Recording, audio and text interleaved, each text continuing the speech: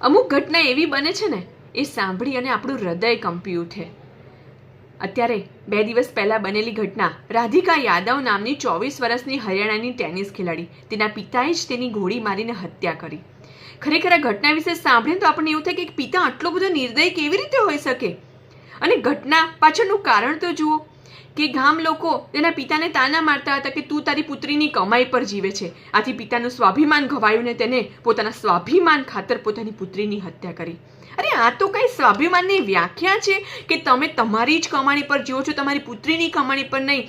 એ વાતની પુષ્ટિ ગામ લોકોને કરાવવા માટે તમારી પુત્રીની હત્યા કરી નાખો. અરે ખરેખર જો તમારામાં સ્વાભિમાન હોય તો તમે તમારી કમાણી પર તમારી દીકરીને એ મુકામ પર પહોંચાડો જે પહોંચવા માંગે છે. તો ખરેખર કહેવાય કે તમારામાં સ્વાભિમાન છે. તમારી દીકરીની હત્યા કરીને ગામ લોકોને સાબિત કરાવવાની કોઈ જરૂર નથી કે હું મારી કમાણી પર જીવું છું. હવે એ લોકોને સાબિત કરાવીને પણ મળ્યું શું? તમારી દીકરીની હત્યા તો તમે કરી નાખી, તમે જેલ ભેગા થઈ ગયા. હવે શું તમારા ઘરનું રાશન ભરવા માટે, તમારા ઘરનું ગુજરાન ચલાવવા માટે એ લોકો આવવાના છે? નથી આવવાના ને. તો શા માટે એ લોકોની ખોટી બકવાસ સાંભળીને તમારા ઘરની ખુશીનું ઘડું ગોંધી નાખો છો?